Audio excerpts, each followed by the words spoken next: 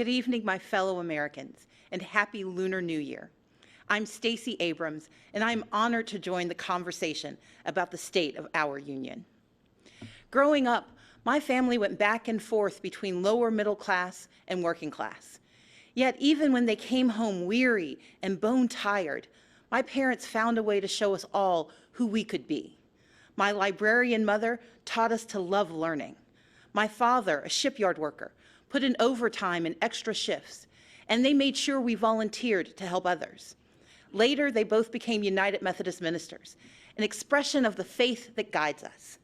These were our family values: faith, service, education, and responsibility.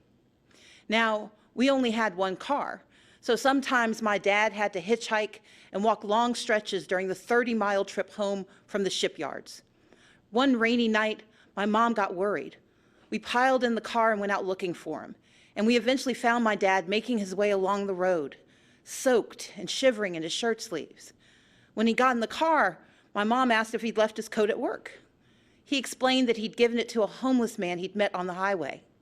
When we asked why he'd given away his only jacket, my dad turned to us and said, "I knew when I left that man he'd still be alone, but I could give him my coat because I knew you were coming for me."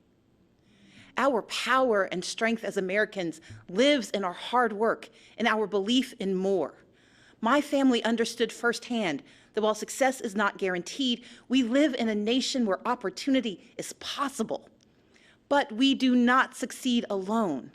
In these United States, when times are tough, we can persevere because our friends and neighbors will come for us. Our first responders will come for us.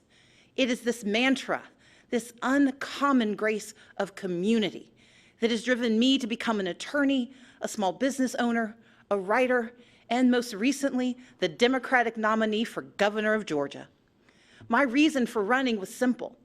I love our country and its promise of opportunity for all.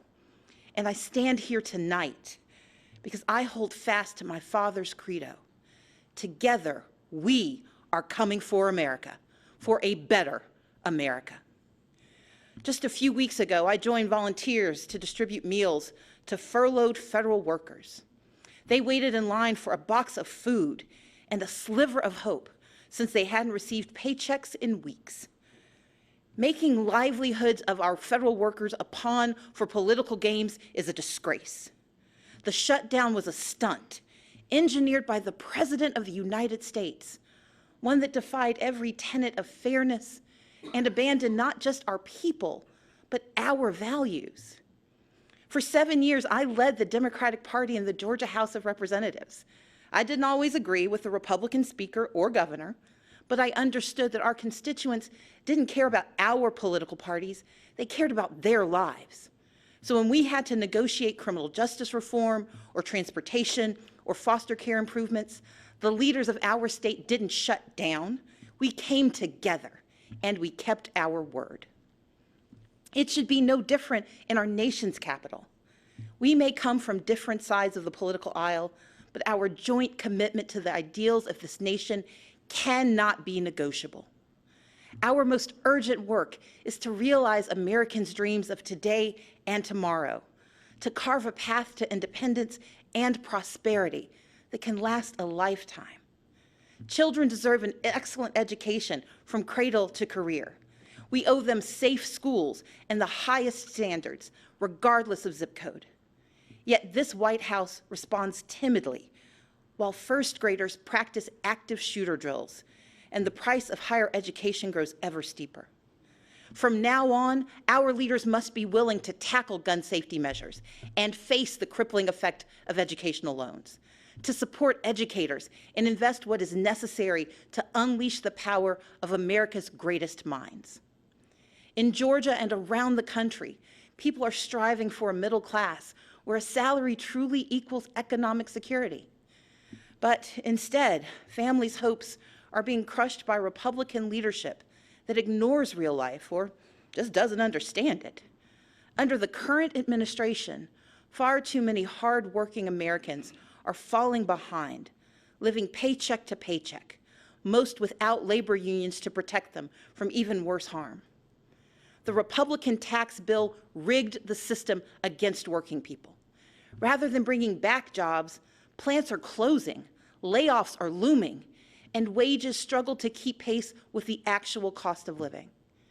We owe more to the millions of everyday folks who keep our economy running, like truck drivers forced to buy their own rigs, farmers caught in a trade war, small business owners in search of capital, and domestic workers serving without labor protections.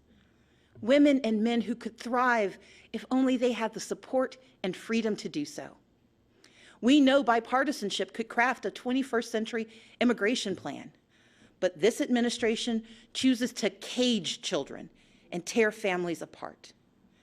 Compassionate treatment at the border is not the same as open borders. President Reagan understood this. President Obama understood this. Americans understand this. And Democrats stand ready to effectively secure our ports and borders. But we must all embrace that from agriculture to healthcare to entrepreneurship, America is made stronger by the presence of immigrants, not walls.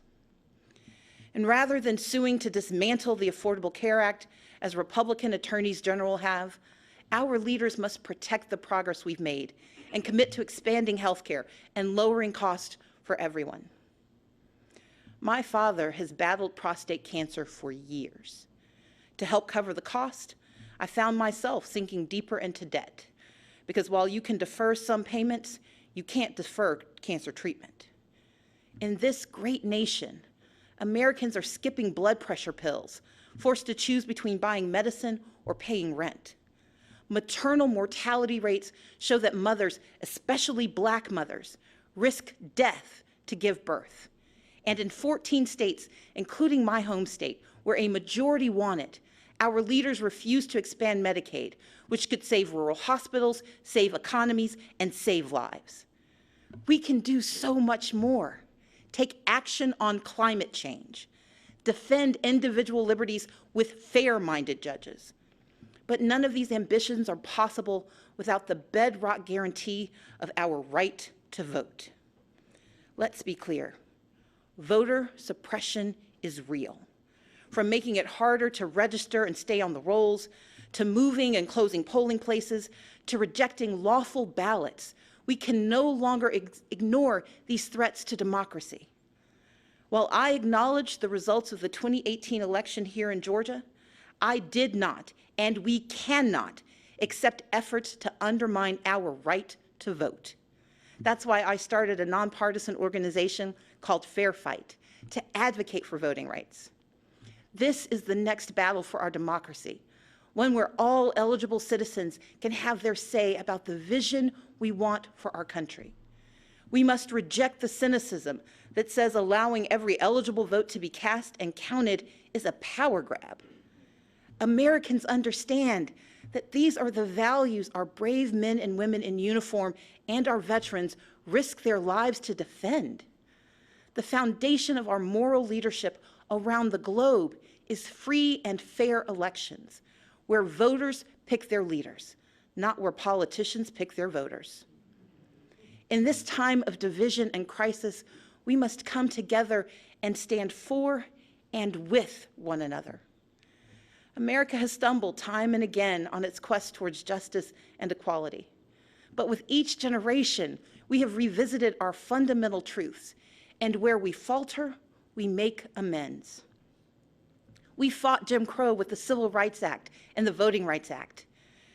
Yet we continue to confront racism from our past and in our present, which is why we must hold everyone from the highest offices to our own families accountable for racist words and deeds, and call racism what it is: wrong.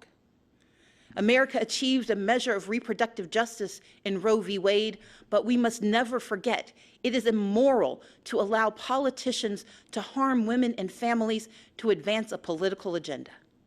We affirmed marriage equality, and yet the LGBTQ community remains under attack. So, even as I am very disappointed by the president's approach to our problems, I still don't want him to fail. But we need him to tell the truth. and to respect his duties, and respect the extraordinary diversity that defines America. Our progress has always been found in the refuge, in the basic instinct of the American experiment, to do right by our people. And with a renewed commitment to social and economic justice, we will create a stronger America together.